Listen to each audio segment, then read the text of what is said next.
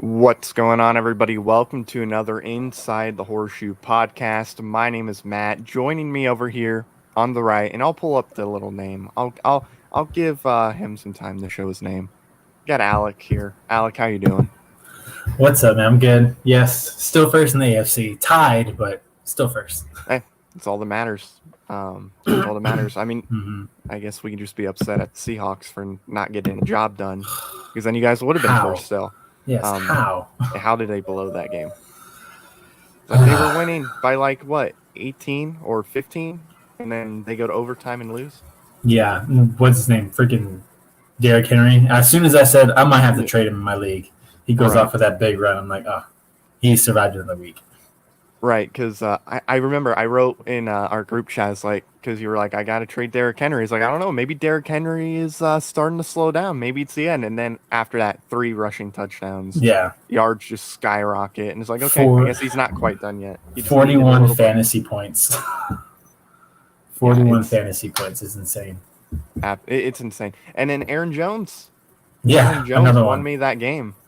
Congratulations. 41 fantasy points, too. Yeah. So thank you for him. I do appreciate that. You're welcome. Hey, Aaron Rodgers came through for me, too, though. So true. I was already beating Papa West, though. I was destroying Papa West. Yeah, that is true. I can't remember who I beat. I think maybe Kevin or someone. But my internet is acting a little fuzzy on my end. So as far as the stream goes, sorry if my side is looking a little weird or if my voice is getting all choppy. It's probably going to do that off and on because our internet is garbage where I'm at. But we're going to talk about Carson Wentz today, and we're going to dive into what should happen. We're going to talk about, of course, the injuries that happened in week 2. We're going to dive into all that, and then we're going to go into week 3, and we're going to predict who's going to win in week 3. So before we get into Carson Wentz, I do want to kind of list some of the guys that are injured and talk about them. Alec is doing his thing right now, so we'll let him do his thing, and when I go through the lineup, then we'll let him talk when he's ready. But let's just go through some of the guys that are currently injured right now. We got Ben Roethlisberger, who is dealing with a pectoral issue, so that's lovely for the Steelers. And then you got Tyrod Taylor, who is already ruled out. Andy Dalton got hurt. You have Darrell Henderson, he's hurt. Then you have I believe I said TJ Watt, but if I didn't, TJ Watt. You have Tua, he's hurt. Bradley Chubb is hurt. Jarvis Landry was put on the IR. Of course, Carson Wentz. I mean, a lot of guys are just dealing with a ton of injuries this week. And I'll go through the comments throughout the day, too. So I'll kind of go to Alec first. Alec, I'll let you talk about Tyrod Taylor real quick since you are the residential Houston Texans fan around here. What are your thoughts on this whole Tyrod Taylor thing, and do you have confidence in the quarterbacks that you guys could potentially start? It was unfortunate to see Tyrod go down, man, because he was having a really good game. I was starting to think by the end of that first half that we were going to be getting the big upset. Browns are going to go to 0-2. Didn't go down like that. Seems like he hurt his hamstring, and they did put him on the IR, so he's going to miss at least 3 weeks. It sucks, but I think that, one, I'm not expecting us to win a lot of games, even after the past couple performances, but I think the Texans are going to kind of give people a hard time. They're not still going to only get 4 to 5 wins, but at least the Texans will not be a pencil-in win for teams, I think, because the defense is playing so good and the offense is Tim Kelly is showing that it wasn't him last year. It was all Bill O'Brien. He did that by himself. So I have confidence in Davis Mills to, go out there and not make mistakes. I'm kind of hoping he'll get that first interception out the way.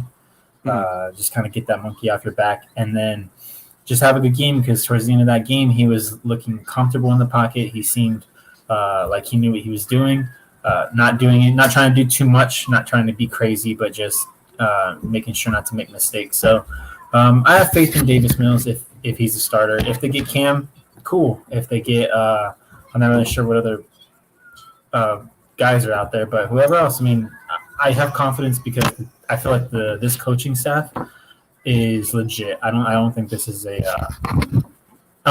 one and done for David Culley. I think David Culley is genuinely a good coach. Yeah, I think he's going to stick around too. Could you imagine what this team would be like with Deshaun Watson?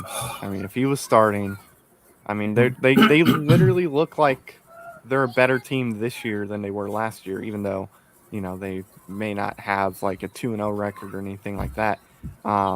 Your team looks pretty good. I had faith in Tyrod Taylor. Tyrod Taylor led the Bills to the playoffs his first year, or for the first time in 17, 18 years. Then he Mm-hmm. gets cut, goes to the Browns on a horrible team, doesn't do too bad, but gets replaced by Baker. Then he goes to the Chargers, ends up getting stabbed in the lung by a team doctor.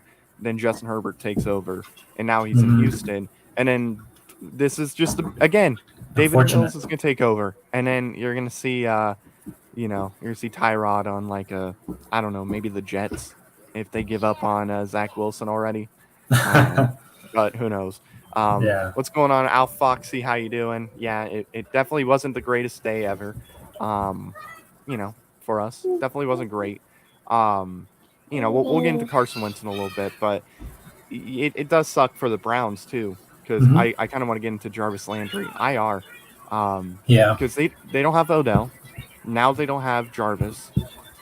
I don't know, like, I mean, the Browns, I mean, they don't have horrible pieces outside of those two, but that definitely is going to hurt them as far as losing Jarvis for a couple weeks. Mm-hmm.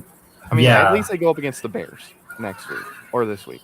Yeah, and that's the good thing is that you can kind of lean on that rushing attack because the Texans did really good against Nick Chubb and Kareem Hunt. I believe they went combined. They went just above 100 yards Yeah. combined. So I think he'll have a much better game against Chicago, which because their run Mhm. defense just isn't as good. I'm more worried about the pass, so they'll be able to lean on Nick Chubb and I think they're going to be rushing to bring to try and get OBJ ready Mhm. back sooner than he might have planned. And Right. that guy Scherzer, they're probably going to want to see an expanded role from him, see if he can make that step to being a number one guy or number two guy while Jarvis and OBJ are out. So I I think they're going to lean a lot more on the rushing attack, so they'll be okay this week. But it's going to be the weeks to come that we'll see. Definitely. And like the Bears, they don't have the greatest passing defense, although No. they did pretty good against the Bengals last week. But just kind of look at the next three games, for example, for the Browns. They play the Bears this week, then they go to Minnesota, and then they play the Chargers. And then depending on how bad the injury is and if he needs more than 3 weeks, they got the Cardinals, Broncos, and Steelers as the following three games. So they could probably live right now and do all right, but after that, they're just not going to do great because they're playing against some pretty good teams with some good defenses too. But I do want to dive into Carson Wentz. That, of course, is the title. Mm-hmm. What should the Colts do with Carson Wentz or with this whole Carson Wentz situation? Because you know today he was in a walking boot apparently, and he left with like a scooter. Didn't really look like the best situation for us Colts fans with Carson Wentz and his chances of potentially playing against the Titans this week. It is the Titans, though, so I do feel a little confident if that defense can play better. I do feel somewhat confident that they can at least win that game. After that, who knows? They play the Dolphins, but after the Dolphins, they play the Ravens. So hopefully, even though it's a sprain injury, I don't think he'll be out too long. But yeah, I doubt he plays this week at least. Um, and of course, I'll kind of get into this whole thing while Alec is doing his thing. Um, yeah, Carson Wentz. I mean, we all thought when he came to Indianapolis, he was going to have this fantastic offensive line, was going to be super healthy, wouldn't really get hit very often, and we would have been fine. That's what we all thought. But of course, Carson Wentz has to deal with a poor offensive line, at least right now, because of injuries, people being out, people just not being healthy, and really just not having a lot of time with the offensive line to form that chemistry and that offensive line to work with Eric Fisher and to form this chemistry. He really hasn't had that time. The offensive line hasn't had that time. So, yeah, there's going to be hiccups. I didn't think Julian Davenport was going to be a fantastic offensive lineman, but I thought he would have been okay going up against the Seahawks. But then he goes out there and he allows 8 pressures against Seattle, and then oddly enough, he only allows 7 against the Rams, which is weird that he performed better against the Rams, even though he literally just kind of got grabbed, moved over to the side by Aaron Donald when he would line up against Julian Davenport. So Julian Davenport has played terrible. Ryan Kelly hasn't played great. You also had, Mark Walensky, who was okay, but hasn't been the greatest. He's been fine. But really, I think he played about the same as he did last year, but he just looks worse because of how the offensive line isn't looking that great compared to what they were last year. So Carson has been running for his life all week, so I'm not surprised with the injury. And I'll kind of hop through the comments in a second, but yeah, I mean, look, Carson has been playing well enough to win these games. He's been the best player on the team. He's gotten about 500 yards these 2 games combined. Has a few touchdowns. I think he has 3 in the game. And then these 2 games has 1 interception, which the interception's on him, but still, he's been playing well enough where they should win this game, or both of these games. But the offensive line hasn't played great. The defense hasn't played great. The run game hasn't really done anything this year. And yeah, Carson Wentz gets hurt. So I'm going to go to Alec here after I pull up some of these comments. Al Foxy says he's getting hit all the time. He's running for his life. Absolutely. And you never thought that would happen coming to Indianapolis. You thought he would have been perfectly healthy, but nope, doesn't. And still above ground. Hard times come again no more. Yep. And then Al Foxy says he's a good quarterback. He plays to win. Absolutely. And he's played more than good enough to win these games. It's just the run game's done nothing. The defense hasn't played well. I mean, you have injuries there, but still they haven't played that well. And then the offensive line has failed them. If the offensive line would have played better, I think Carson Wentz would have played much better, but, it is what it is. And then he says, how do you guys feel about getting Cam not to store it for Wentz if Wentz can go, but wouldn't he be a better backup? Eason has her arm, but no accuracy that spells, or strong arm, but has no accuracy that spells danger to me. What do you guys think? And then instead of store, he meant start. We'll get that back to that second. I do want to go to Alec and kind of get his thoughts. Since he's not a Colts fan, I kind of want to get his perspective on the whole situation. And it's still above ground, says big Andrew Luck to come back. I would love Andrew Luck to be on this team. I really would, because we wouldn't be in this situation. But unfortunately, he's not coming back. And at this point, he's been out of the league for so long. I probably wouldn't. So I'll go to you, Alec. Yep. First off, what are your thoughts on the Colts going after a Cam Newton? And what would you do if Wentz is going to be out for a week or 2? What would you do as a Colts GM? Assuming since you're not a Colts fan, I just want to get your thoughts on that.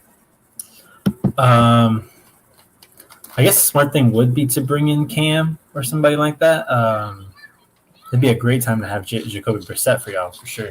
Yeah. But I haven't seen much of Jacob Eason, so I don't know much about him. You know more about him than I do. But if what you're saying is just that he looks like a rookie. He doesn't look like anything different. So yeah, I guess he knows the system.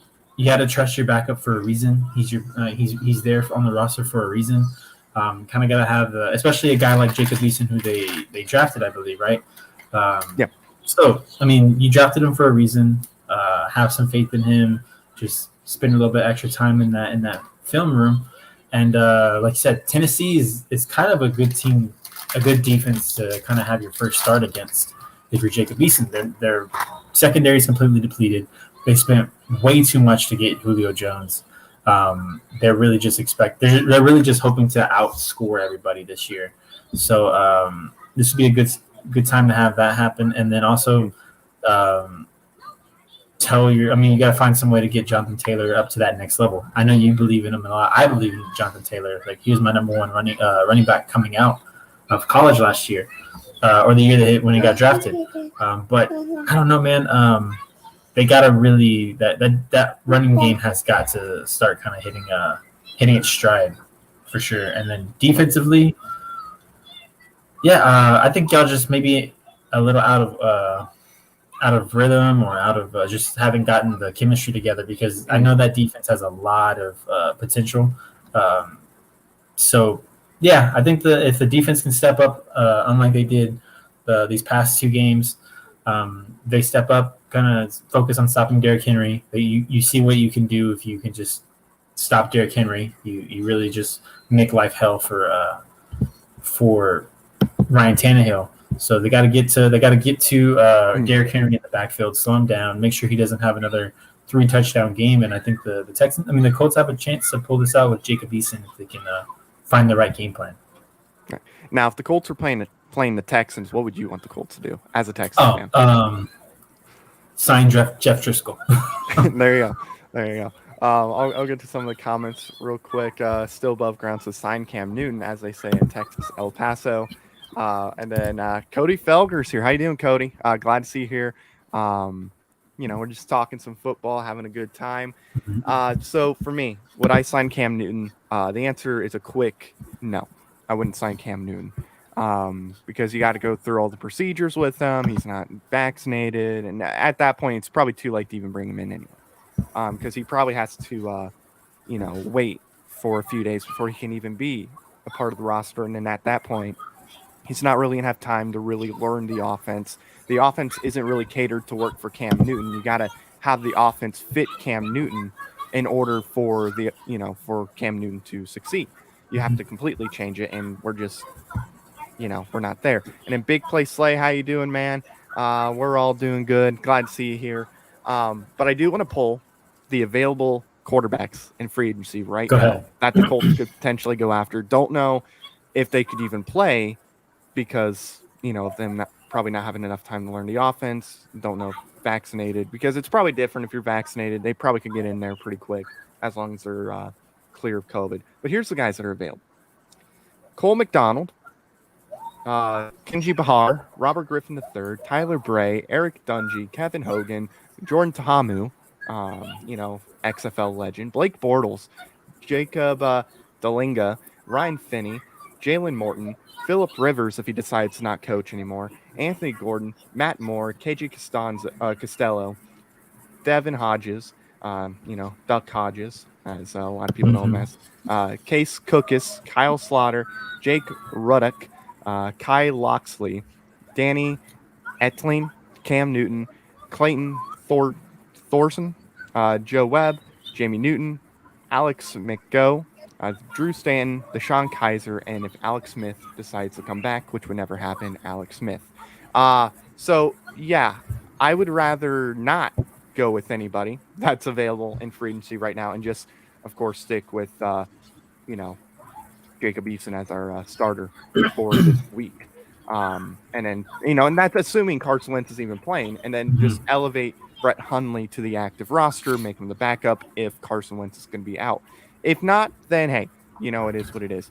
But yeah, I'm totally rolling with Jacob Eason if Carson Wentz is out. Again, I don't know if a lot of quarterbacks would have any success on this offense because of how bad this offensive line has been these first 2 weeks. They have allowed over 20 hits on the quarterback. Carson Wentz in the last game probably should have been sacked a lot more than what he was, but was dodging every sack. He literally had Aaron Donald try to go after him. He's bending, he's swooping around, he's not getting hit. He's literally a magician. He's magic out there when it comes to avoiding these sacks, and then he's making really good throws. His arm strength is unbelievable. His accuracy is great. So, I see all the national news media and then people that haven't really paid much attention to the Colts. They pay, they're not paying attention too much to the NFL in general outside of their team, and they're like, oh, Carson Wentz, he was going to stink anyway.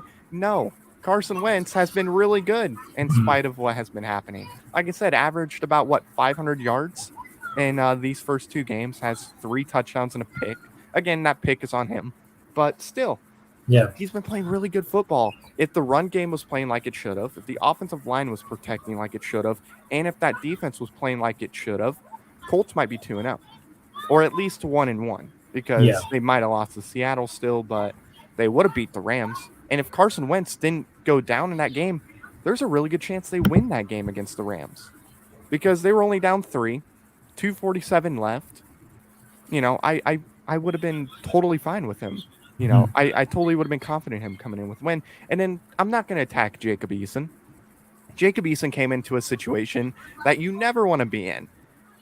You're essentially a rookie quarterback. You're playing against the Rams. You're down 3, and you have to drive the team down with no timeouts. 2:47 left. Yeah. I don't know if any quarterback that is a rookie or hasn't played yet would be able to have success on that drive. And of course, the announcers had to jinx us by saying, is Jacob Eason, who grew up being a fan of Peyton Manning, loved Peyton Manning. Peyton Manning, got his Ring of Honor. He got his rings for the Hall of Fame here. Is Jacob Eason going to have a Peyton Manning-like drive? And then 2 plays later, throws a pick. It's like, thank you. Yeah. Okay, Mr. I was involved in Bounty Gate, whatever your name is from the Saints. Thank you very much. But no, I don't feel bad for Eason. I'm not going to hate on him for that at all. No. So, like anybody that's attacking him just because of that, listen, you can't blame the guy. Like, yeah, he No. threw the pick. It wasn't a great throw, but yeah, I mean, he threw it Hey. to Jalen Ramsey. That was the first time Jalen Ramsey's name was called in that game. Mhm. Like, they did a really good job not getting the ball to Jalen Ramsey and pretty much eliminating him. And then Marlon Mack was like stiff arming Jalen Ramsey. Jalen Ramsey couldn't tackle him. Had to have another guy tackle him. And Jalen Ramsey gets up trying to talk smack. Like, oh, look what I did. It's like, dude, you were getting stiff armed, okay? You would have got like literally thrown like to another state if that was like Derrick Henry. But I'll go to some of the comments. Still above ground says if Cam Newton, if Cam couldn't win with the Patriots, why would anybody think he could win for Indy? That's true. And they did cater that offense to him too. Mhm. So that is definitely true. Seeking Bates says play Eason and get higher draft picks. They're going to need them. That's if the Colts are even going to get the first round pick. That it depends how long Carson's out. And honestly, if Carson's going to be out, it's probably only going to be for a game. I don't think it's going to be much that long. And then RG3 would have been great and would be great. And please, can we have Uncle Phil back? I would love to have Uncle Phil. Honestly, even before we got Carson Wentz, I wanted Phil to come back. Mhm. Honestly, they played well enough to win that Bills game. It was just, he made some errors in that game. Yep. So, yeah, I think if he would have came back, I think the Colts would be. I don't think the Colts would be much better because the offensive line, but the offensive line would have done better than I think we definitely would be doing better than we did last year. Mhm. But yeah, I don't know. Hopefully this whole situation gets figured out. My internet thingy on my screen is acting all weird, so I hopefully it's not screwing up the stream. Hi, good. It's pretty good so far. Okay, so hopefully Yeah. it doesn't. The thing about Wentz too is like the problem that he was having over there in Philly was the bad offensive line, but the difference was he was turning the ball over a True. lot. And like here, he's not turning the ball over. He's not throwing bad throws. He's not. I'd say he's dodging tackles a lot better. So he must have been working on them dodge drills. He's dodging tackles and not fumbling the ball or throwing it right to a defender. So that's the upside. That's what you got to think about. Like, that's the upside. Even though the offensive line's not playing great, he's playing good enough to keep them in games. Right. And I mean, once that offensive line, I believe that's the best offensive line in the league. Like one of besides probably number 2 behind the Browns offensive line, but everyone knows what that offensive line can do, and we just have to see if they can pull it together for at least for Jacob Eason this week. Definitely. And I'll go to some of the comments real quick, then we'll get into our week 3 predictions. Al Foxy says Phil was great. I think it would have been a little bit better because Philip Rivers would have got on the O-line's butt and made him play better. Maybe, but I'm convinced Ryan Kelly is hurt and he's playing injured because he had that elbow injury. That might be a reason why he isn't looking the greatest. He might be honest. Foxy might be honest something too, though, because I mean, one of the downsides of Carson that everyone talked about over there in Philly was he's not the best leader. So maybe you're right about Philip Rivers being able to pull people together, but at least we haven't seen Carson be that leader yet. I don't buy that. Philly's gonna say anything at this point. The media, anyway, they're gonna say anything at this point to slander Carson Wentz. They've been doing that all off season. They've been saying he's a horrible leader. I don't think he's a horrible leader. I mean, he's great for the community. He's moving that food truck, the charity food truck, from Philly to Indy. I think he's still doing it in Philly too. I could be wrong on that, but they're moving that truck over. So, they're giving free food to people that need it. Everybody in the Colts locker room has been talking about how great he's been. And Carson, just seeing him in interviews, seeing him talk, I think the Pat McAfee show was great for him because it really showed that he's not what a lot of people say in Philly. Like, Mhm. I don't trust the Philly media at all. There's a lot of fans that, are from Philly that, like Carson, but I don't know. We'll see. And I don't think he's a bad leader, but like I said, I think the offensive line is just hurt. So I think Rivers would have been hit, especially with as quick as that some of the defenses have gotten the Carson. I don't think Mhm. Rivers would have really done a whole lot, even if he was freaking out on the O line, because Quinn Nelson and Ryan Kelly both have said, "Look, it's on us. We're screwing this up. I don't care what the coaches tell us to do. I don't care, what people think we're doing. We have to play better. Like they know, and you know they haven't played great. And I'm convinced some of them are hurt.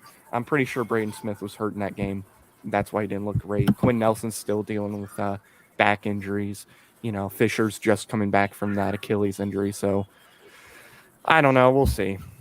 We shall see. And then Mhm. um, Chalu 2222 says Cam Newton can definitely help us in the fourth down or fourth and inches. The Brissett role with Wentz injury report, we definitely don't need him trying to QB sneak. I actually think that could be a good way to use Cam Newton, is in a Jacoby Brissett type of role from last year. Because, like you said, I don't want Carson to do QB sneaks. I don't want to risk him getting hurt even more than what he has been already. So honestly, if Cam Newton was willing to accept that type of role, which I don't think he would. But if Yeah. we brought him in, sat him down, said, "Hey, listen, we're going to use you in fourth down situations where we want to sneak, or we would want to make other teams think we're going to sneak, and then either you throw it or you hand it off." Yeah. Um, if he's willing to accept that type of role and not be an issue in the locker room, because that's my fear with Cam Newton, is he would come into a situation and he wouldn't like being a backup, and then he would cause issues. He would start getting upset, and then I would cause other people to get upset. I just don't want that. So I'd be fine with him in that situation, but I don't know. I don't think he would do it, but I would take him in that type of role. And then Nomadic Brian, how you doing, man? He says, "Why do I almost not want to hear the Friday Frank Reich report on Wentz? Uh, Depending on what they know with the injury, either he's going to say absolutely nothing, or he'll just say real quick, before we get into it, Carson's out or Carson is playing. So he's either going to go, well, we're still evaluating him, we're still looking at him. Me and Chris will talk, and we'll come to a decision. Kind of like what he did yesterday that had Greg Doyle upset and had him kind of going back and forth with Frank. It's either going to be that, or we'll find out an answer on Friday. I feel like they could wait. I could see them like waiting till the last minute to announce I it. I kind You It know, would just trying drive a to lot of people crazy, keep Tennessee on their toes. but I kind of want them. I kind of would be for that. Have Tennessee prep for Jacob, but Hmm. then have to deal with Carson. I kind of would like that. That's kind of a good idea. Could do it. Could do it. Maybe we'll do that with Ty when we play Houston. Chalu Oh, 2222 says Frank's job needs to be on the line. He is causing us points. What's the reason of having a kicker if you don't use him? He does use them. It's just like he says, if it's like fourth down in that type of situation, he's going to go for every single time. And like I don't have an issue with him going for it on fourth down. did Like I like you? him taking the risks. I Like fourth believe. down at the one, I kind of like it. I just didn't like the play call. Yeah, I believe it was his first year in Indy. It was a Mhm. game against the Texans, and where he could have kicked the field goal and given the ball back to us to either tie it or win the game with a touchdown. And Mhm. instead, he went for it at like the 40-something yard line. Went for Yeah. the 4th and 1, and I saw people like going crazy, saying like it was like kind of mixed. It was like Yeah. genius, like it just didn't pay off, like, but it's a good Mhm. idea. But on the other side, you had people yelling like, "Why not just kick the field goal?" So he's Yeah. known for taking chances. That's just what he's been since he got there. I would think. I Yeah. mean, from what I've seen. He's always going to go for it. And I know people hate that.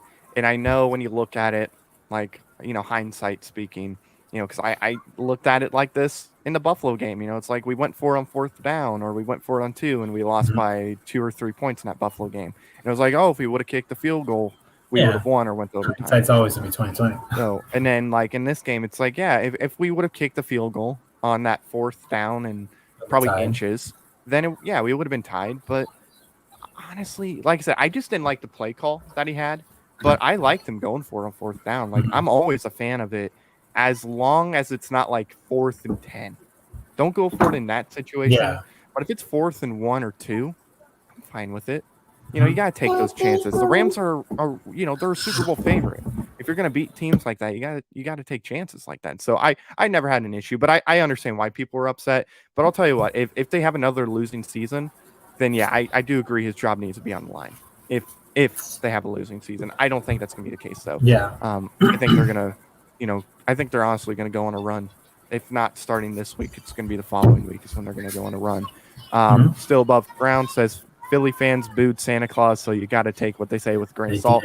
Yeah, true. And they like eating doo-doo after winning a Super Bowl. Chalou, very true. Some fan did it. Chalou 2222 says Jacob Eason doesn't have what we need to win. What I saw in preseason, he did the same thing the first couple of plays of his starting career. Yeah, I mean, I thought he played well in the preseason for kind of what he was given. He didn't really get to play with the starters in the preseason game. He had all the backups that he was dealing with. So I don't know. Look, they're playing Tennessee. The benefit of Tennessee is, they don't have a great secondary. Who knows? Maybe Caleb Farley will just light it up starting this week. Their defense isn't the greatest. So I feel more comfortable about this game than I think most people do. But we'll get into that in a minute because we're already 30 minutes in. And then still above ground says have Eason QB sneak. He's a big dude. I wouldn't be against it. Honestly, have him do that until Sam Ehlinger is good to go.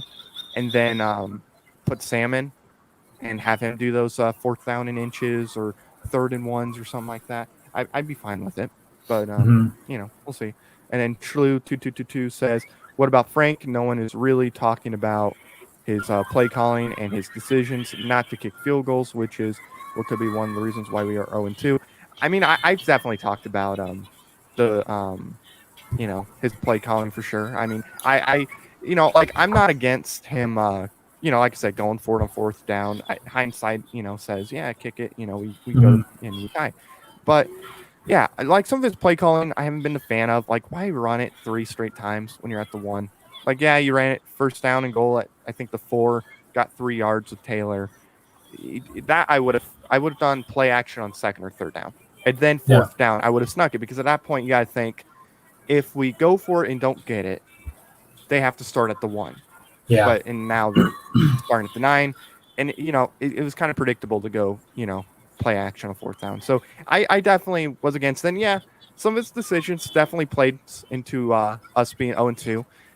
Offensive line plays a factor into it. Defense, not stopping the big plays, and that plays a big factor into it. And then of course us not scoring in the red zone plays a factor into 0-2. Yep. So Frank is definitely a big reason why. And I was gonna say, as a Texans fan, I had to sit through Bill O'Brien, and I know you want, like Chili was saying, not taking the easy points. I went through 4 or 5 years of taking the easy points and still losing because you're giving the chance. You're basically giving the game, putting it in the other team's hands and taking it out of yours. I look at like the game against what's his name there were like 2 games in Deshaun Watson's first season where he should have won, but because of Bill O'Brien being conservative and not putting the ball in Deshaun Watson's hands, not putting the ball in his quarterback's hands on the 4th and short, he chose to go for the field goal, and it ended up costing us. So there's 2 sides to that coin. I believe there's always going to be. Just because if the Colts are 2-0 right now, we're not even talking about that. Like we're talking about how smart it was to go for that 4th and whatever. That's just my 2 cents on that. True. It's gonna be interesting. We'll find out though.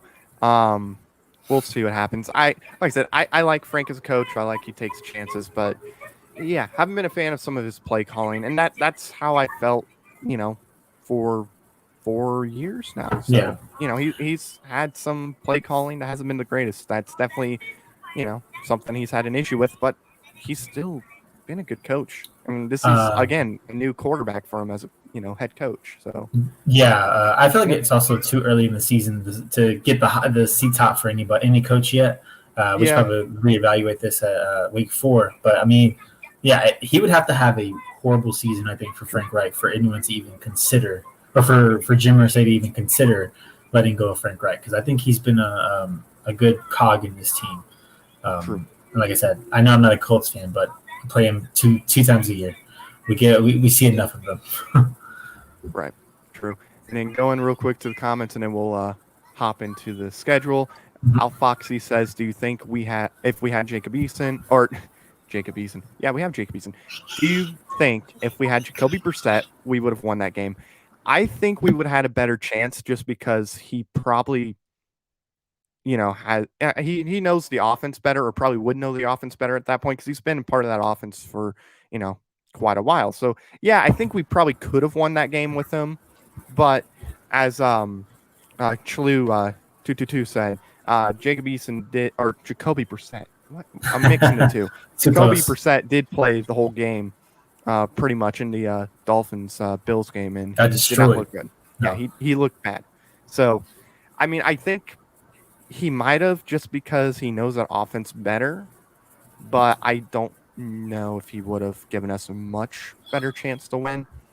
But I mean, who knows? And then Nomadic Brian says, any signs of Smith at practice this week? I haven't seen anything about him being at practice. Last I heard was, we're not considering putting him on the IR, so that's a pretty good sign. I haven't seen him at practice. We should get the injury report starting tomorrow, so at that point, we're gonna get a good idea of where he's at right now as far as the injury is concerned. How's it going, JDW? Glad to see you stop by. What's up, Colts fam? How you doing, man? Glad to see you here, of course. Chlu 222. Like I brought that up a second ago. Yeah, he didn't play great, and then he also said that Cam has already said on live on TV that he's willing to be a backup. Cool. Yeah, which I mean, at that point, I definitely would take him as a backup. It's just, would he be willing to only come in for those 4th down and 1 situations, kind of like Jacoby? If he's willing to do that, I'd be willing to bring him in at that point. It's just, as long as he's good in the locker room, I'm fine with having him in. Yep. I don't know. And then Chlu says, what about asking Alex Smith to come out of retirement? I would consider it, but I don't think he's going to at this point. He's done, and then, man. Yeah, I think he's done. I think he wanted to just come back that 1 year so he could be like, hey, I'm playing well. I'm going to end my career off not with that injury, but Yeah. I'm going to end it off by playing at least a decent amount of the season. And then Young Money says, is Xavier Rhodes playing? I think he was back at practice. I could be wrong. I thought I heard that he was practicing again, but again, we should have the injury report tomorrow, and then that's going to give us a good idea of where he's at also in his recovery. I could be wrong. He might not have been practicing this week. I thought I heard somebody say he was at practice, so I could definitely be wrong. But now we're going to go into our predictions. But before I do that, I do want to mention real quick.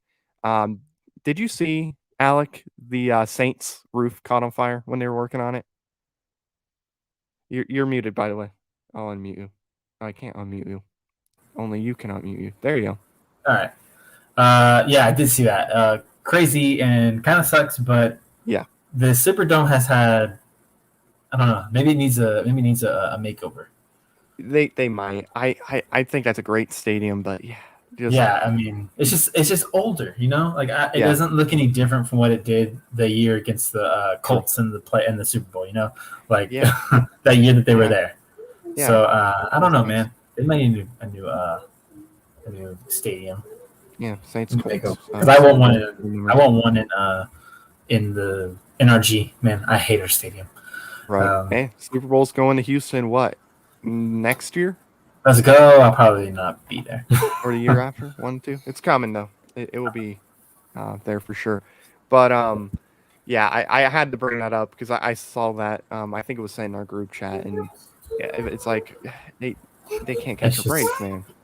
They can't. Hopefully, hopefully it'll be fine. I'm sure they will be. I'm sure it'll get it patched up before they come back and play um they come back and play in New Orleans in what 2 weeks?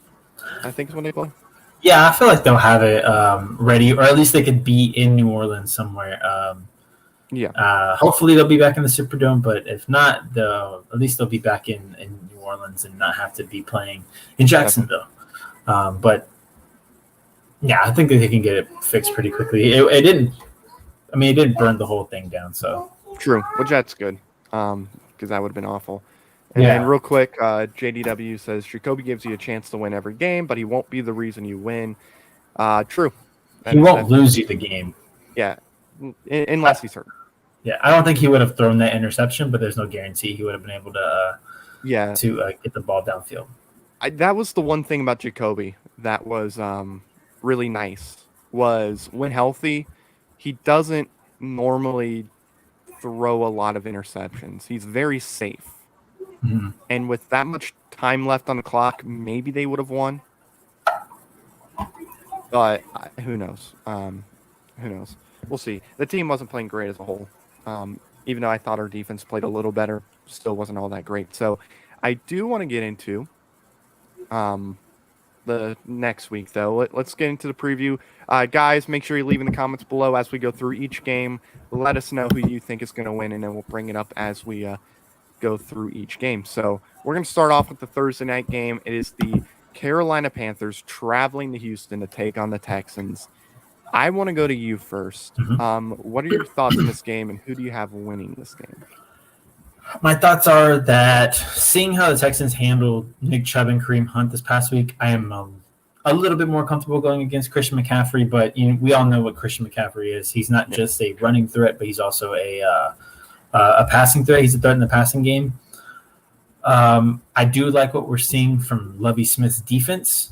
Mm-hmm. Now, my big question is more about the Panthers. Like, can the Panthers do what they've been doing these past 2 weeks? Their first 2 games. First was against the Jets, and we saw what that team is. And they kind of it was a close game against New York, whereas what was it? New England destroyed them.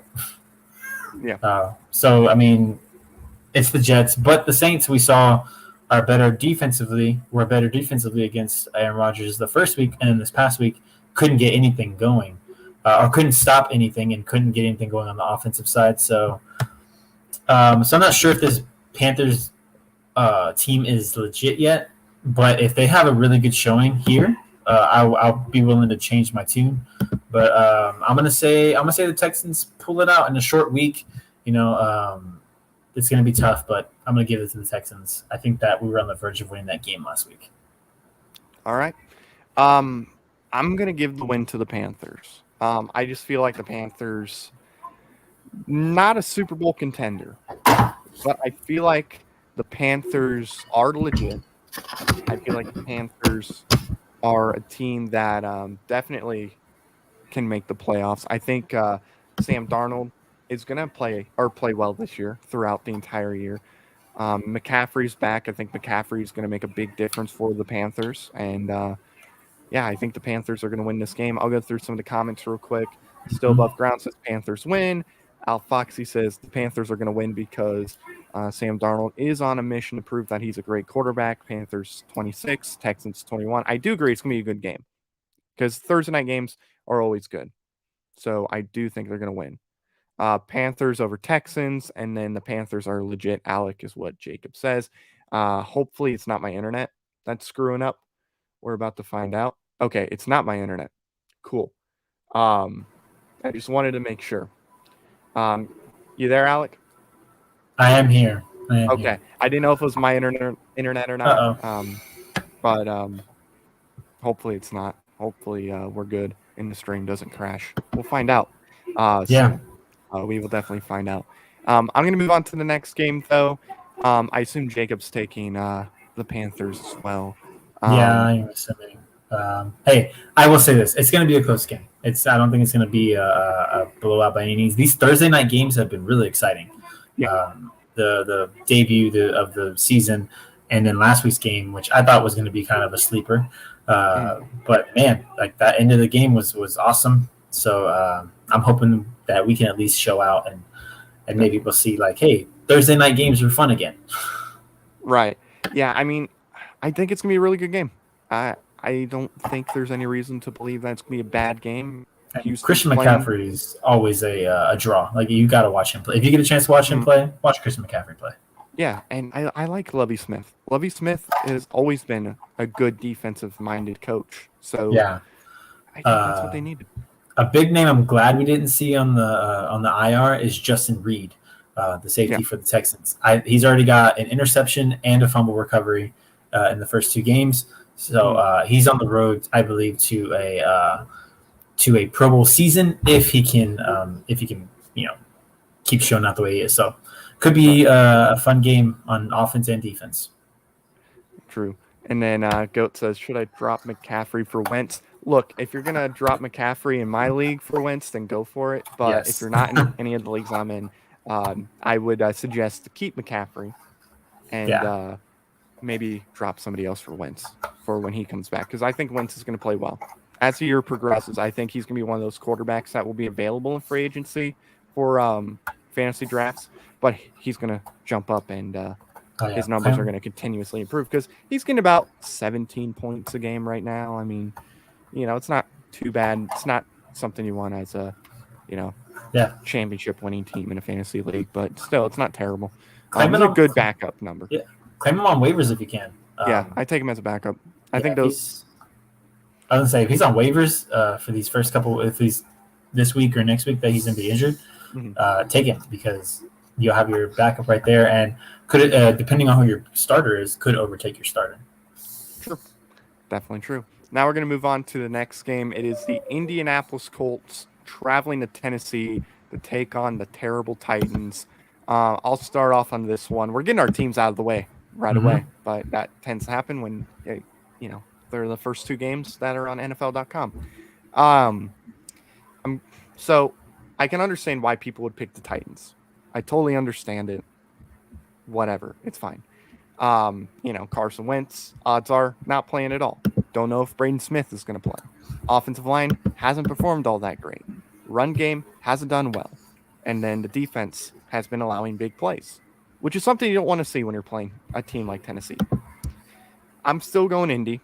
I feel like our defense can take down Tennessee's offense more than what Tennessee's defense can take down a Jacob Eason-led Colts offense. The secondary is not great in Tennessee. I think this is the game that you would want Jacob Eason to start in. If he was going to start in any game this year, this would be the game. Plus, Colts are, 8-1 in the last 9 games they played in Tennessee. They've been pretty good in Tennessee, so I'm going to Indy. It's going to be a close game. I think a touchdown or less. How do you see this one going, Alec? So a couple, or at least one big storyline here. With the Colts being 0-2, I looked up how many teams have started 0-3 and made the playoffs, and there's only 2 teams this year that went to the playoffs last year that are 0-2 right now. That is the Colts and the Jaguars, and only 6 out of 182 teams that have started 0-3 made the playoffs since 1980. So it's not looking good if the Colts go down 0-3. I don't think they go down 0-3. I think that they have a good showing, at least defensively, against the Titans. Jacob Eason goes in and game manages. All you gotta do is go in there and just game manage. Don't turn the ball over. Get the ball to Jonathan Taylor and get your wideout some nice touches. I am not a believer in Ryan Tannehill. I think he's a good quarterback, not a great quarterback, and the fact that he's got Derrick Henry is making him look to be better than he actually is. So for that reason, I'm going to go with this defense and this offensive line, who hopefully shows what they can do and what everyone was expecting them to do this year. So I'm going to take the Colts. I hate the Titans. I hate them so much. Me too. Yeah, I definitely agree. I know how everybody else in the group chat is going to feel about the game, but I don't care. They're wrong. Hey. Still above ground says Colts by a whisker. Nomadic Brian says, sadly, Titans over the Colts. There, I just seal the Colts' first win because I'm always wrong. So I'll thank you if that ends up being the case, Nomadic Brian. Al Foxy says that Colts are going to win because of our awesome defense. We're going to stop Henry on every play he does. Our special teams are going to get at least a touchdown. We're going to beat the Titans 24 Colts to 14 Titans.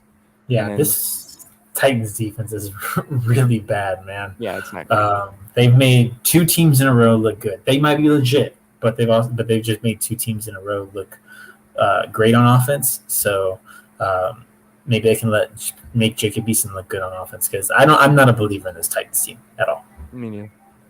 I'm not either. I never really was. I actually don't think Ryan Tannehill is that bad of a quarterback. I just don't. The defense is all that great. I think they can score a lot. I think it's gonna be a really high scoring game, but yeah, their defense is not great. This defense is significantly worse than the Seahawks and the Rams defense. Yeah. So that's why I feel more confident. Everybody was like, "Oh, the Colts are gonna get killed." No, they're not. Okay, and I hope FanDuel feels that way because they're right now a 5.5 underdog. Let's bump that up to 12. Let's bump that up to 12. Let's make it a plus 800 on money line. Let's do it. That way I can only do 2 bets and win like $1,000. Goat says Colts win 27-26. Thank me later. I will definitely do that. And now we're going to move on to the next game. And we have the Atlanta Falcons traveling to the Giants. This is the game where Eli Manning is getting his number retired. So in a Giants fashion, I'll go to you first. But they're 0-2. Could potentially be 0-3. Who do you think wins? They are. I'm going to go with the Giants. I think the Giants get it done. Their defense is really good. I like this defense. I think it's a lot better than most people think. And Daniel Jones played really well against the Washington football team. He's still got to work on those fumbles. I'll give you that. But I think Danny Dimes has the ability to be a good quarterback if he can just get a handle on those turnovers. Him and Sterling Shepard have been fantastic this year, and he hasn't even been able to hook up with Galladay as much. So the minute that when Danny Jones and Galladay start to connect, I think it's going to be beautiful to watch. So I'm going to take in this game against a really bad Falcons team up from top to bottom, not just defense, just bad team from top to bottom. I'm going to go with the Giants to get the first win. Falcons might be trying to get that number 1 pick. Maybe Spencer Rattler's looking good for them because it's time to move on from Matty Ice. Yeah, definitely not a great farewell tour for Matt Ryan. Yeah. Still above ground. He says, my brother is a Titans fan. I love him anyways. That's good. And then I'll give my prediction real quick. I got the Giants. Giants win this game. And the reason why is just defense. Falcons defense is abysmal, and the Giants defense is good. So I'm going Giants specifically because of the defenses. I think the Giants are going to be able to score a lot, and the Falcons are not going to be able to score much. And I think it's going to be a good day for Eli Manning getting his jersey retired. Nomadic Brian says G-Men with the W. Still above ground says Falcons win. And then Al Foxy says Falcons win. Matty Ice needs this win more than anything to prove he's still a number 1 quarterback.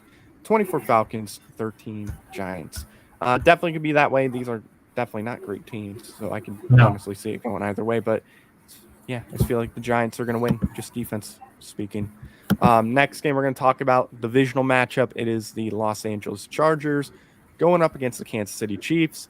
Both are 1-1. So congrats, Chargers, for being tied with the Chiefs for, I guess, last. Obviously, heartbreaker for the Chiefs against the Ravens on Sunday. I'm going with the Chiefs in this game. I think they bounce back. I think they bounce back big. Chargers, honestly, should be 2-0. They blew that game against the Cowboys. And I don't expect them to rebound that well. So I got Chiefs winning big in this one. How do you see this going?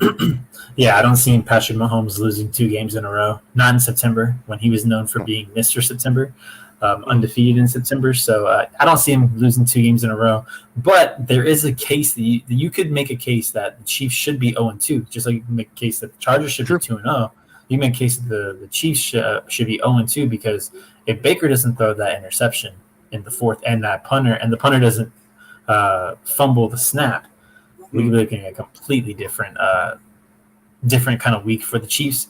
But I think this game, Chiefs don't do bad against the Chargers. This isn't the team that Patty Mahomes struggles against. It's the Raiders. We'll see that in a few weeks. So for now, it's going to be a big win from the Chiefs. Probably expecting some big yards from Tyreek Hill because Patrick Mahomes is mad about 10 about what was it, 10 yards? Yeah, me too. Yeah. I had a parlay going. He was the one. Jeez, yeah, he's gonna get a touchdown on the first two drives, I'm sure. Probably. And I don't think Patrick Mahomes has lost 2 games in a row in his career. I don't think he has. I think he's won or lost 1, and then he would win. He has lost 2 in a row. Was it last year when they lost to the Colts, and then they lost to the Texans the week after? If I'm not mistaken. Did they lose to the Texans? I think that was 2 years ago. Okay. 2 years ago, yeah. They did. Okay, yeah. I forgot. So, yeah, I remember that one because everyone was blaming it on Patrick Mahomes' toe. They wouldn't give it to us. Okay. So that's why. Yeah, I blame it on his toe too. Next game we got. I'll get to the comments real quick before we get into that though. Still above ground says Kansas City masterpiece. Yeah. Nomadic Brian says Chiefs 31, Chargers 28, and then Alf says I'm going to take a hot take. I think the Chargers are going to win. Okay. Hey, maybe they will. They got a good offense, but we'll see if they can. I don't think it's that hot of a take. I don't think it's that hot of a take. I think it's going to be a good game. We know how divisional games can be. Definitely. Now we're going to hop over to our next divisional matchup. It is the Cincinnati Bengals going to Pittsburgh to take on the Steelers.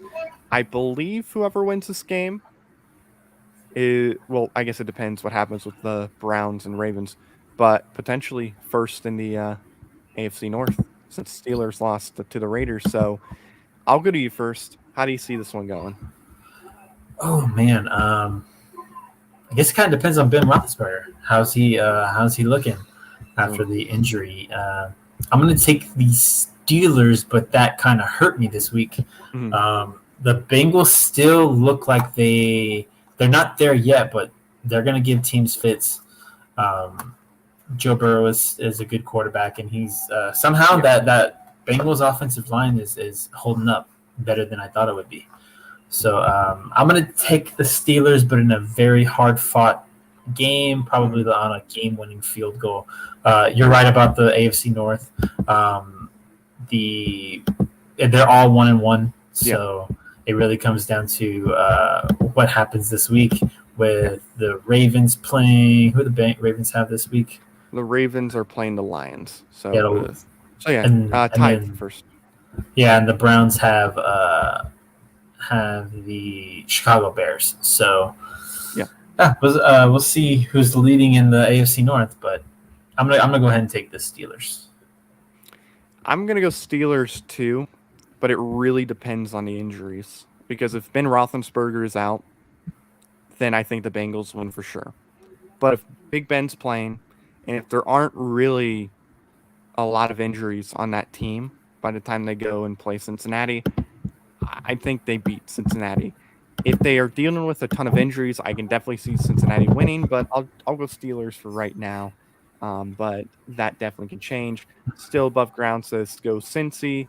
Nomadic Brian says Steelers over Bengals, and then Al Foxy says Bengals will win. Joe will make his comeback this game, 21-14. I can see that. That could potentially happen because he didn't have that great of a game last week. The Steelers offense looked bad this week. Yeah, they did not look good at all. They didn't. Both them and the Bengals didn't look that great. Bears actually did well. And speaking of that, next matchup, Bears-Browns. I believe I went to you first last time. Yes. I'll go first on this one. I'm gonna go with the Browns because I feel like even without Landry and even without Odell, I feel like the offense of Cleveland is more than capable of beating the Bears. I don't think the Bears, whether they go with Justin Fields or not, because we don't know if Andy Dalton's playing. That was an injury I missed. Was Andy Dalton? Um, with or without Andy Dalton, I still think the Bears lose this game. I just don't think their offense has enough to keep up with the Browns, especially with the Browns' defense actually being pretty good too. Like they don't have that bad of a defense, so I'll go Browns in this one. Close game, but I think the Browns get the job done. How about you? Yeah, my initial instinct saying the Browns, but if Justin Fields gets the start, and has good and looks as good as he did in the preseason, this defense in the Browns is not producing like I thought they would. They've only produced 3 sacks. I'm not sure how many. I think they have 1 interception from the first game. I don't remember. They have at least an interception, but only 3 sacks with Myles Garrett and Jadeveon Clowney on each side. I don't know, man. I'm scared to take the Browns. I'm still going to. Yeah.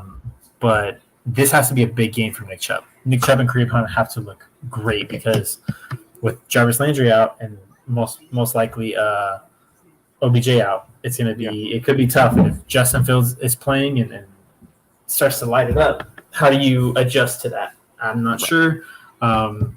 They have to score early because I feel like the Browns play better on defense when they put the other team in the position where they have to play from behind. So if they can get ahead, I'll feel better. But I don't know, man. I'm hoping to see some good stuff from Justin Fields if he plays. Definitely. He'll definitely play some in the game, but will he start? Will he not? Yeah, well, that's the question because Dalton went down late in that game. So if they're wanting to let him just start, or if they're willing to put in Andy Dalton, we'll have to see. Right. Definitely. Still above ground says Browns win. Nomadic Ryan is taking the Browns because the Bears. Very true. I'm very disappointed I forgot to put the Bears instead of Bears. I did that last week. I didn't do it this week. I'm disappointed in myself, and I do apologize to everybody for not putting that in. And then Al Foxy says Nick Chubb will run for about 200 yards on the Bears with 3 touchdowns. I honestly can believe it. I think that could definitely happen. Nick Chubb is definitely that good of a running back, so I can definitely see it happening on that Bears defense. Yeah, he's making Kareem Hunt kind of like unneeded. Yeah, it's like they don't really need Kareem Hunt there. So somebody will trade for him. Maybe they'll have him as a kicker if somebody needs a kicker in the league. We're going to move on to the next game. We're going to go Ravens versus Lions. I'll go to you first. Who you have in this one? This one, I'm going to go Ravens, but keep an eye on Jared Goff on the Lions. That was an entertaining first half from Jared Goff. Yeah. In that first game, Penny Sewell, that offensive line was holding up pretty well against the Packers defense. And I don't know whose defense is better between the Packers and the Ravens. It's probably about even, probably about split. Because I don't trust that Ravens defense. But good game. Lamar Jackson's going to be riding high after finally getting a win over Patrick Mahomes and their imaginary rivalry that the national media tries to make a thing. Yeah. So I'm going to go Ravens, but this could be an entertaining game. I'm going to say probably a touchdown win. A win by a touchdown. So yeah, I'm going to say the Packers have the better defense just because the Ravens do have some guys out. Mm-hmm. But I'm going Ravens too. I think it's going to be closer than what some expect. I don't think it's going to be a blowout or anything. I think the Ravens will get the win though at the end. Jared Goff has been doing good things on that Lions offense. I think he's a quarterback that you can keep and build around. Mm-hmm. Penei Sewell has played better than he did in the preseason, which is nice to see for him because, some people were thinking, is this guy a bust? He hasn't looked all that great in preseason. And then he's coming in, he's doing his thing. He's playing maybe not quite as good as what everybody thought, but everybody was looking at him as like the next Quentin Nelson, essentially. Like they were looking at him as the Quinn Nelson of left tackles or tackles coming out. So, and that's one of the hardest pieces to get when you're rebuilding a team is that left tackle. So I mean that tackle. So if they could already landed on it, they could be maybe a year or two ahead of schedule. Yeah, like I would. They don't have to worry about quarterback. Yeah, true. So I would definitely keep Goff, draft a receiver. I don't know if you finish last in the NFL. There's some good receivers out there. They're probably top five. Chris Olave from Ohio State. Wilson. Yes. That dude's really good too from Ohio State. Or they can go secondary. Kyle Hamilton. That's a guy. Yeah. I'll go after him. There's the LSU corner. There's a lot of guys. But I'm going Ravens still. I think the Lions. So Lions are 0-2. Why did I put 0-1? So we're gonna edit that as I'm talking about them. Well, I guess we can't because it's on screen. So Lions are 0-2. They're not 1-1. I don't know why. They did not beat the 49ers and they lost to the Packers. So that's a mental error on my behalf. But no, I just think the Ravens are too good for them, even though I don't think the Ravens are a contender for a Super Bowl this year. I still think they're too much for the Lions, so I got Ravens in this one. And then I went to you, right? Yeah. Okay, cool. Say that mishap I had with the record definitely threw me off. Now we're going to move on to the Saints and Patriots. Saints did not play great this past week. Had a very disappointing week 2 performance, and then Mac Jones was able to get his win. I'm going to go in this game with the Saints. I think the Saints bounce back in this game, and they take down the Patriots. I think Jameis Winston is going to have a much better game. I think he didn't play great because the Panthers are legit. So I got the Saints winning this game. I think it's a bounce-back game for Jameis Winston. I think their offense is going to be clicking better. So, yeah, going Saints in this one. How about you, Alec? I think this might be one of our first, besides the first game, this might be our first disagreement because I'm going to go Patriots. I am not a believer in the Panthers, so I will not believe that the Saints, the win over the Saints was a good thing for the Panthers. I'll say it was a bad thing for the Saints. So, yeah, I'm going to say Patriots, man. That Patriots defense is, I have it right here, they've only allowed 11.5 points per game, and they already have 5 interceptions on the year. So they are looking really good. And Mac Jones, out of the 5 quarterbacks that were taken, he looks the best. I don't love him. I think he's doing a lot of dinking dunking, but that's what you have to do in a Bill Belichick offense that has a defense that's good. You just have to go in there and not make mistakes, not throw interceptions, and that's what he's doing. So I'm going to say the Patriots. They continue. They go 2-1 and stay and are going to be tied with the Buffalo Bills in the division. Okay. Now I did forget to bring the comments up in the last match. So for the Ravens and Lions, Nomadic Brian has the Ravens winning. Still above ground says, quote, the Ravens, never more Lions. Al Foxy says, Ravens 31, Lions 23. There was that TikTok that somebody made where they were changing the logos for companies, and whoever it was, they did the Lions, but instead of having it be Lions, they just had lines and called them the Lines. And then the Lions took that photo, made it their profile picture. So it's the Lions losing to the Ravens. That was a pretty fun little thing. Still above ground says, go Saints, march all over the Patsies. Al Foxy says Saints will win 24-21. And then Nomadic Brian says Pats win. All right, now we'll move on to our next matchup, and that is going to be the Arizona Cardinals going to Jacksonville. I think we're going to agree on this one. Yeah. I'll go to you first. Who do you have in this game? Arizona Cardinals by mercy rule. Kyler Murray, he's averaging 370 yards, passing yards, a total offense per game, almost 400 per game. This dude's right back on track where he was last year before the injury when we were talking about him as an MVP candidate. I probably have Kyler Murray in my leading the MVP race right now, behind with Tom Brady. So yeah, it's going to be pure destruction.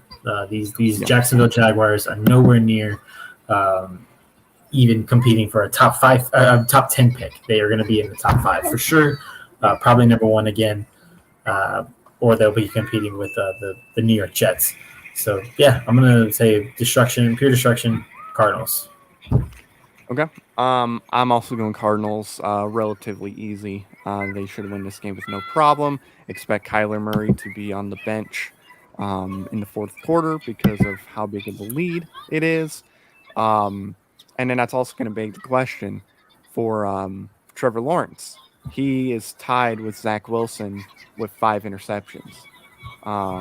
Who's going to lead after this week? Will Zach Wilson have more interceptions after week 3, or will Trevor Lawrence have more interceptions? With the way they're going to be behind, it's going to be Trevor Lawrence. Without a doubt. He was throwing it all over the place in that game against the Texans. He had 3. How many did he have last week? I think he had 2 in week 1, and then I think he had 3 actually. Yeah, 3 in week 1, and then he had 2. Okay, last week. So it's going down. Yeah, I mean, I guess next thing you can do is try to only get 1, but no, I don't see it. I think he's gonna throw way more than Zach Wilson does. I don't know who Zach Wilson's playing against yet, but or the Broncos. No, maybe Broncos. I don't know then. Yeah, it's gonna be tough. It might be. Yeah, they'll probably tie it. I can see them both throwing 2 picks and being at 7, and then it's really gonna be a race of who beats Peyton Manning's record for most interceptions by a rookie. Yeah, I'm gonna give it to. I'm probably gonna say they're gonna each 3. 3. Yeah, so it could be. I think Zach Wilson has more interceptions. I think Denver's defense is legit. So, I think Trevor Lawrence just barely escapes, but only down 1 interception from Zach Wilson. But yeah, Cardinals win really easy. Now we're gonna move on next to the football team of Washington, going to Buffalo to take on the Bills. I'm going to take in this game Buffalo. I think Buffalo had a wake-up call after week 1. They played really bad, didn't look good against the Steelers, got beat. Then they go in and they beat the Giants. Our football team beats the Giants. Bills come in, they beat the Dolphins, and they win relatively easy, 35-0. Was mixing teams up for a second, but we're good. I'm going to take Bills, though. I think, like I said, bounce back. I think Josh Allen's going to actually have a really good game today, even though Washington's defense is really good, too. And I think Buffalo's defense is going to slow down the football team's offense enough to win. So I got Bills. Who do you got in this one? Yeah, I'm going to go Bills. I think this past week, Bills' team is more in line with what we're going to get the rest of the season. Yeah. Just clicking on whatever. My bad, I lost my train of thought. But yeah, just clicking completely on offense. Stephon Diggs and Josh Allen looking like they did last year. This Washington football team, I'm more excited to see Tyler Heineke, though. I want to see how he looks because he looked really good against the Giants against a decent defense. Yep. So the Bills are a little bit better, but I want to see how he does. Maybe trying to incorporate Antonio Gibson a little bit more into the offense. But he's getting the ball to Scary Terry. Scary Terry got me about almost 20 points in fantasy this week. Yeah. So he's getting the ball to Terry McLaurin. See if he can keep doing that. But I'll go Bills. The Bills are a legit contender, and the football team are just competing for the division. True. All right. Now I'm going to hop to the comments real quick. I did forget the comments for the last game. Still above ground says Cards win. Al Foxy says Jacksonville's going to get Jacksonville's going to get their only one of the season on this game. After that, they'll lose the rest of the season, so he's taking Jacksonville. Nomadic Brian says all the way it's Jat. Just kidding. Cards have a field day. And then going to this game, still above ground, says Bills are due. Buffalo wins. Nomadic Brian says Bills Mafia. And then Al Foxy says Bills are rolling. Yeah. True. So now we're going to move on to the next game, and it's Zach Wilson and his terrible Jets going up against the Denver Broncos. Denver 2-0, looking to potentially be first in that division. and then the Jets are just trying to, figure out what they're good at, and then kind of move from there for the offseason. I'll go to you first. Who you have in this one? Broncos pretty easily. Like I said, the defense is great, but they've only allowed 13 points per game, and Von Miller has 3 sacks already.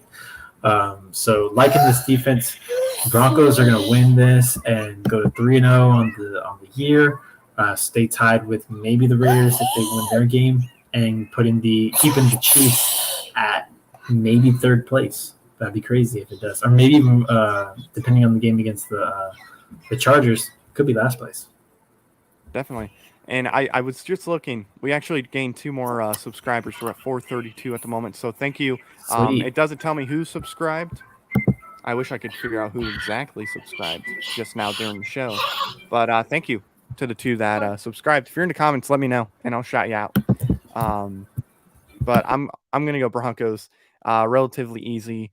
Zach Wilson, I think, has another 3 interception day. Zach Wilson, look, I think he's going to be good in the future. He's just got to work through those growing pains of being in the NFL. Yeah. It's rare to see a lot of rookie quarterbacks just go out there and have great years. I mean, Joe Burrow was like an anomaly. Joe Burrow, Andrew Luck, I would even say Baker Mayfield. The quarterbacks that come in and have good years, their rookie year or really good years. Yeah, that doesn't happen a lot. Usually the rookies will struggle. Yeah, the thing about getting drafted in the first round as a quarterback is you're probably getting drafted to a bad team. Yeah. So you got to expect this. That's why you don't talk about rookie quarterbacks' legacies in the first year because we already know what this is. Definitely. So this isn't a bad thing on Zach Wilson. It's just you're a rookie. This is a bad team, and it's up to Robert Saleh to get the team better than they get better over the next couple of years. Yeah, and I mean Mac Jones is playing well, but that team is loaded. So, yeah, I mean it's Bill Belichick. It's Bill Belichick. You throw Zach Wilson in there, and they probably would have similar success. They probably would be 1-1, but we'll give the guy some slack. He'll probably come in next year. I mean, look at Josh Allen. Look how big of a gap he had from year 2 to year 3, but it was huge. Mm-hmm. Yes, Diggs played a factor into it, but that was big. And I think Corey Davis is going to be good for Zach Wilson as the next few seasons go by. So I have faith in Zach Wilson that he'll have a good career, not a great career, but a good career. Still above ground says the Jets crash into the Rockies, Denver wins. That definitely can happen. Broncos W and the Paperhead start showing up in New Jersey. That definitely could be the case. And then, I probably should have showed your comment. Nomadic Brian. I'll show that real quick. And then Al Foxy says that Von Miller is going to get 2 interceptions and a fumble. I could definitely see that. Von Miller is a beast. So we'll move on to the next game. And then Alec will give his opinions on this upcoming game when he's back and ready to go. And that is going to be, and here he is. It's the Miami Dolphins going on to take on the Raiders. Raiders are looking good, man. 2-0. Dolphins lose Tua for that game. Don't know if Tua is going to be back for this game, but Dolphins looked pretty good week 1. So I'll go first on this one. I got the Raiders winning this game. I think they go 3-0. I don't know if Tua's playing. I think he will. I think he's day to day, so odds are he'll play. But even with Tua, assuming Derek Carr, because Derek Carr had some injury stuff going on too. Nothing serious is what they said, so that's good. If Derek Carr plays, they definitely win this game. If not, I'll take Miami, but I think Derek Carr plays.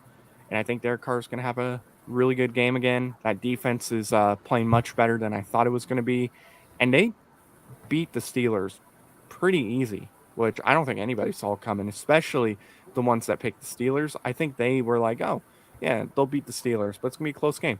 No, they manhandled the Steelers. Injuries happen, but they did good. So who do you got in this one, Alec? Yeah, man, I got the Raiders. I'm not going to look too much into it because the Raiders have done this to us before. Kind of made us believe for the first couple of weeks, and then they do what the Raiders do.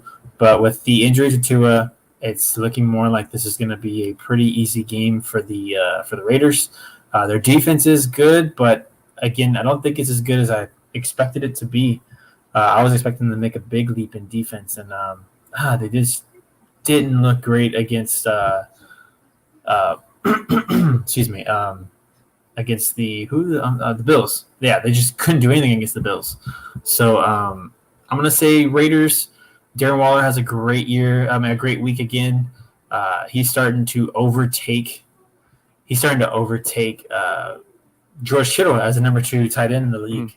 And if him and Derek Carr keep connecting the way they do, like Derek Carr kind of does what Patrick Mahomes did with Travis Kelce their first year, where it's just nonstop throws to Travis Kelce. Now Derek Carr's on his playbook. He just says throw to Darren Waller. True, definitely. So, but I mean, he was spreading the ball out a little more too, because I sat Henry Ruggs thinking, it's going to be the Darren Waller show against the Steelers, and Dean went out and got like 22 points on my bench. Yeah. So that's always nice to see. Yeah, don't you love that when that happens? I love it. It's absolutely wonderful. Yeah, I think Ruggs is going to have a big year. I really do think Ruggs is going to have a big year this year. Anthony Hurt says, "Sup, y'all? We need some mojo back." Absolutely, we definitely got to get it back. Al Foxy says, "Raiders win this game." Derek Carr is going to lead the division. I believe Jacoby Brissett cannot lead the Dolphins to victory. I agree with that, unless the Raiders defense plays like I think they were going to heading into the season on Sunday. Still Above Ground says, "Finns will have no luck in Vegas." Anthony Hurt says, "Is Eason finally getting a start?" They haven't said if Carson is out officially. I don't think we're going to find that out till Friday. But odds are, if he's out, Eason will be starting for sure. And then Nomadic Brian says, "Viva Las Vegas, baby. Sorry, Finns." And then a bunch of Chinese or Japanese thing says, "I'm disliking your video." That's totally fine. I don't care. Can't please them all. Dislike the video. I don't care. You're adding engagement, so thank you for that. And then you put a bunch of spam earlier, and you wrote the C word. I won't say it because I know people get offended by that in America, but it's a very well known word in like Australia that's used a lot. It's nothing bad there, but it's bad here. So you are timed out for 5 minutes. I'm not going to block you. I'm not going to ban you, but you are timed out for 5 minutes. So if you do it again, you will be getting the ban hammer. I don't do that very often. Just don't. Like you can say I'm ugly. You can say my nose is like abnormally large. You can call me Pinocchio if you want. You could say I look like a loser. I don't care. You can make fun of me in the comments. I literally don't care because I just don't care because I probably will never meet you in real life, sir. Now going on to the next game, we got the Seahawks and the Vikings. Seahawks blew a game last week against the Titans. Should be 2-0. Should be 2-0. Absolutely should be 2-0. They absolutely need to be 2-0, but they weren't. They blew that game. It is what it is. They're taking on the 0-2 Vikings, who have had just bad luck these 2 years. I'll go to you first. Who do you got in this game? So this is the other team that is that was a playoff team last year and is 0-2, the Minnesota Vikings. And it's crazy because both games have been close games. They've just not been able to hang on to it. And when you have that happen, it's more, I think, it's more on the coach. I think it's more on Stefanski. Like he's not doing something right because you shouldn't be losing games this close. The first game against the Bengals was kind of a comeback, so that is what it is. But they were doing well early in the game and just kind of gave it up. I don't know. I'm going to say Seahawks. Seahawks should have had this game. They just took I don't know, just kind of let themselves get behind and got a little complacent, I think, on offense.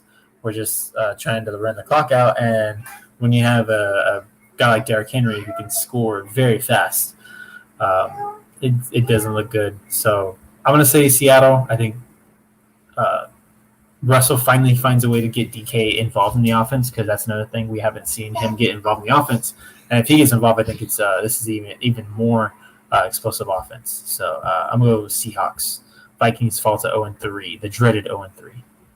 Alrighty. And like I said, the Vikings have just been unlucky. I mean, they almost beat the Cardinals. They honestly should have beat the Cardinals, but they missed that kick at the end of the game. So they're a good team. Mm-hmm. You know, like they're not a team that's like terrible or anything like that. Like they are not an 0-2 team. They're a 1-1, 2-0 type of team. But I gotta give it to the Seahawks. I think the Seahawks are just better. I think Russell Wilson is upset.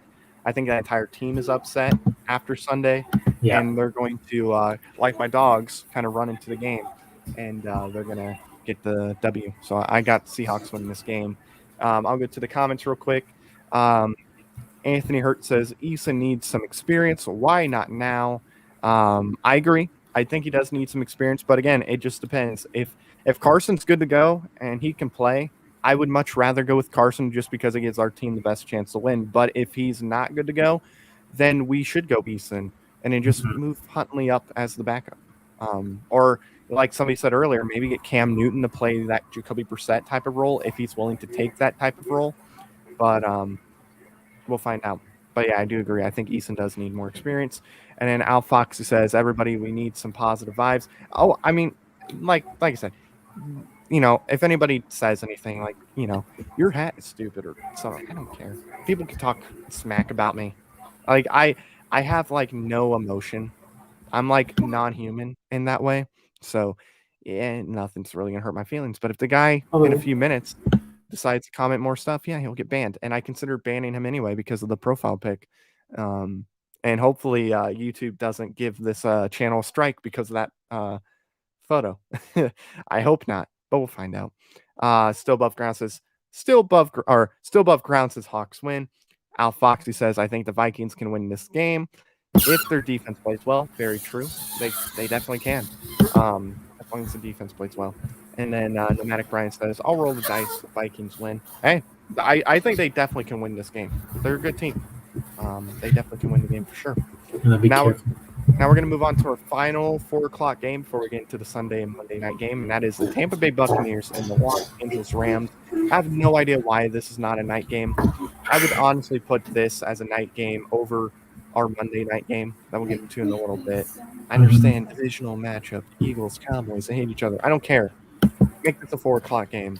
Make it game of the week if you really have to, and move Tampa Bay and the Rams to Monday night because it's a much better game. I'll go first on this one. As my internet, it seems like it's screwing up.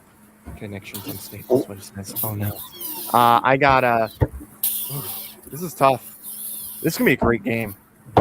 I'm going to go with. I'm going the Rams. I think the Rams get it done. I think this team has enough to win. Is this pick only happening because it's building my confidence in this Colts team? Maybe. But I think the Rams have the team to take down Tampa Bay. I think Tampa Bay is going to score a lot, but I think the Rams are going to score a lot. I think Cooper Kupp is going to have another great game. Like he had 2 straight games where he was dominating. I'm going the Rams. I think the Rams take down Tampa Bay, and the Rams go 3-0 and solidify their Super Bowl contending spots. How about you, Alec? Ah, man, this is really tough. Like my initial thought was the Buccaneers, but I'm also a big believer in Matthew Stafford. So if anyone's going to do it to this defense, it's going to be him. I think Matthew Stafford and Dak are on pretty equal levels. Stafford might just have a few more weapons, and Dak did great against this defense. Yep. The question is, can anybody stop Gronk and Brady? Like, if you told me the year that they won the Super Bowl against they lost the Super Bowl to Philly, and you said, hey, in 2021, Gronk and Brady are still going to be doing this, I would be like, nah, you're crazy. That's ridiculous. And he's doing fantastic. 1 second, Eli. So I think I'm going to go Bucks. I'm going to say Bucks. Yeah, man, Brady looks great. He's spreading the ball around too. He finally got Mike Evans involved last week. I'm gonna go Brady. I'm gonna say Brady, but this should be the Sunday. I would say replace the Sunday night game. I don't necessarily want to see the Sunday night game on primetime. I would much rather see this. I want to see the Monday night game because that's always fun. Definitely. And my brother is singing a song right now, which YouTube is probably going to hear that and be like, oh, we're going to take you down because you keep on singing Keep On Loving You. I don't know why. I'm kind of confused. I don't know. Maybe he wants to be on The Masked Singer or whatever. I don't know. He's singing. He's having a good time. It's all good. So I'm going to get to some of the comments real quick, and then we'll move on to the next game. Daniel Duran says, Wentz has been the Colts' best player so far. Agree. Absolutely. He has been absolutely amazing for what he's gone through. Like, I don't think he's been like the best quarterback in the league per se, but yeah, I absolutely think Wentz has been the best player on the Colts by far. I don't even think it's close.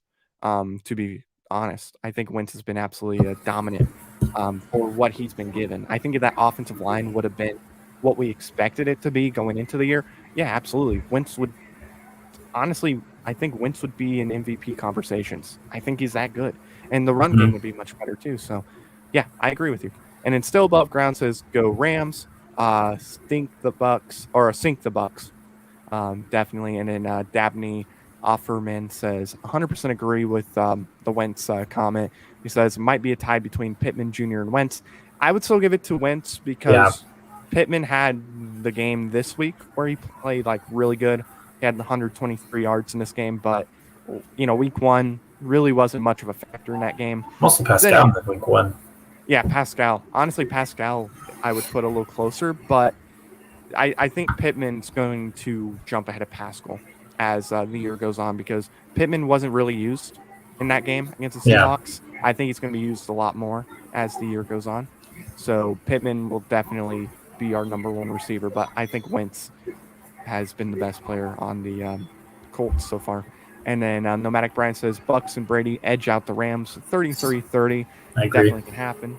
Al Foxy says Rams, they beat the champs. Rams are a great team. Absolutely. And then Dabney Offerman says Gronk and Brady have 90 touchdowns. As Peyton Manning said yesterday, it took them 25 years to get to that point. It's going to take them 25 years to break the record. It took Peyton and Marvin Harrison to get to where they were 10 years. And then Marvin Harrison's record's going down this year. Unfortunately, I agree. I don't like it, but I agree. Unfortunately. Yeah. But now we're going to move on to our Sunday night game.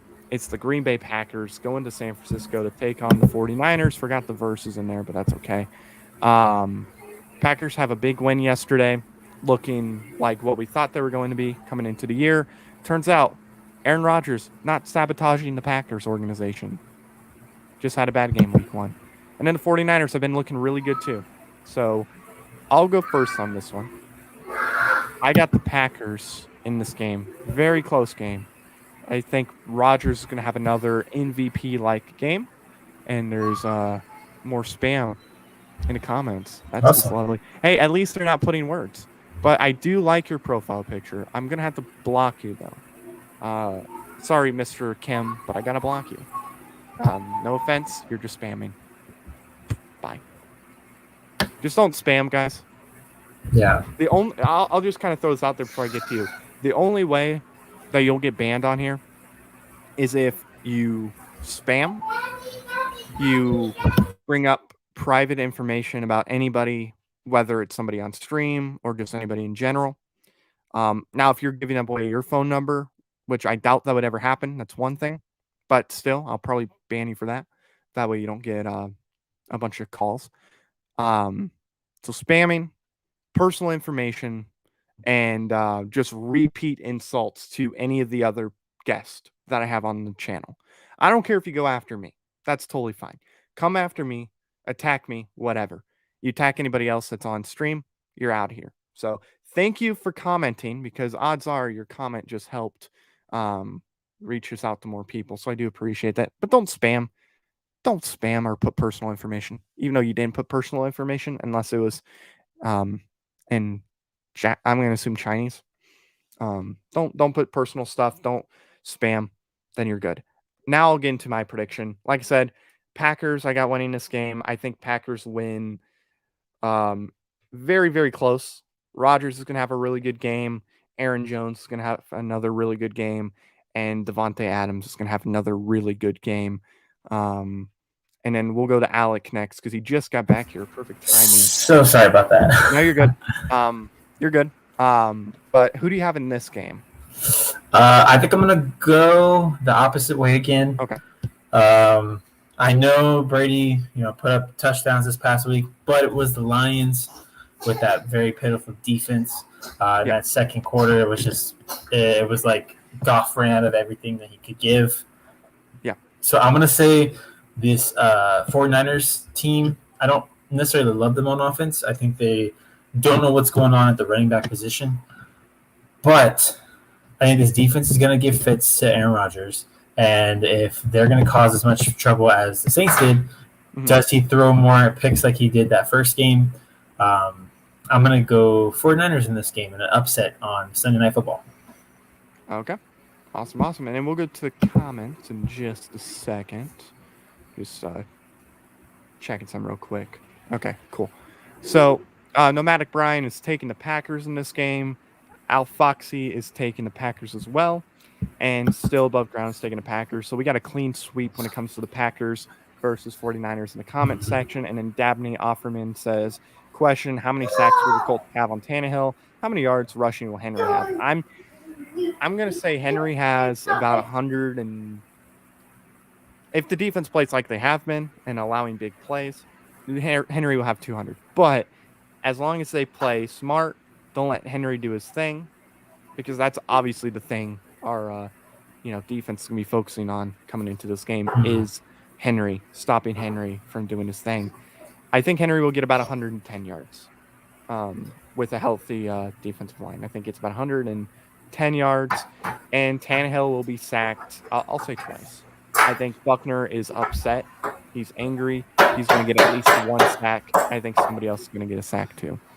But now we're going to move on to our final game because we do have to go pretty soon. Because I got about 30 minutes before I have to head to work. But it is what it is. We got the Eagles and Cowboys in probably the worst matchup of the week. Obviously, both are 1-1. Whoever wins this game might actually legitimately be first in the NFC least. So I'll go to you first. Who do you have in this game and why? I'm going to go with the Eagles. I think Jalen Hurts is having a really good season, proving that that the Eagles were okay letting go Carson Wentz. Devontae Smith looks good. And the loss of DeMarcus Lawrence is going to be really huge for this team, for this Cowboys team. You can't. I don't think they can consistently depend on Tony Pollard, and I think Ezekiel Elliott is a shell of himself. So I don't. Dak's going to get his yards for sure. But I'm going to say I think that Jalen Hurts shows and goes to Jerry World for the first time in a few years to win a game in Jerry World for the Eagles. So I'm going to go Eagles. Eagles in a close one. This is very difficult because I don't think either one of these teams are a team that we should really worry about when it comes to like contending for Super Bowl or just playing against one of the two teams. DeMarcus Lawrence being out really is going to hurt the Cowboys. Zeke not being what he should be is also hurting them. I got to go Eagles in this game. I think Jalen Hurts is proving me wrong. I came into the year saying that Jalen Hurts, he wasn't going to be that good of a quarterback. He hasn't proved anything. So far, I'm wrong. So far I am wrong. Played the Falcons. Not a great team defensively. And then they played the 49ers last week, and it didn't look too bad last week. So I'll go Eagles. I think the Cowboys losing Lawrence is going to be the difference maker in this game. But yeah, I got to go Eagles. I think in the last game, I'll actually pull up Jalen's stats in the 49ers game, just see how many yards he had. He had 190 yards and no touchdowns. So had no picks, completed more than half of his passes. But I got to go Eagles. I'll go to the comments real quick. Still Above Ground says Cowboys win. Nomadic Brian says Eagles with the upset. Abney Offerman says rookie Parsons and the rest of the Cowboys Steve will step up. Dak should be all pro against the Eagles. Cowboys will win by 14. Wow. And then the Alpha Fox says Cowboys are a better team, and they almost beat Tom Brady in Tampa Bay, which is true. They did almost win that game. But I just feel like the Eagles have enough. I just don't think the Cowboys defense is all that great. So there we have it, guys. That's going to do it for today. Thank you all for stopping by and joining the show. We do appreciate it. About an hour and 40 minutes. That's a pretty good time for the show. Had some trolls in the comments earlier. That was fun to deal with those guys. Getting them timed out. I think the one guy probably created another account. Just you could tell by how he was writing those comments before I clicked the ban hammer. So both of his accounts will be banned. So that was fun. So thank you for joining, Alec. It's always a pleasure to have you on. Sir. And thank you, everybody, for just commenting, just having a chit-chat, all that good stuff. Definitely was a fun time today. So thank you all for tuning in. For Alec and myself, we'll see you guys next time. Bleed blue as always. And I did add the outro. I need to change the voice in the outro, but I did add the outro. So here's the outro. Thank you for tuning in, and we'll see you later. I'll see this. Read the comment one more time. Nomadic Branson, see you later. Yep, see you later. My dogs are freaking out. I probably have to take them out because they're the dogs. So thank you all. Have a good one, and bye-bye. Thank you very much for watching this video. If you like it, make sure you watch one of these other two videos. They're cool. Also, if you're new, please click the subscribe button as well as the bell icon. I greatly appreciate your support.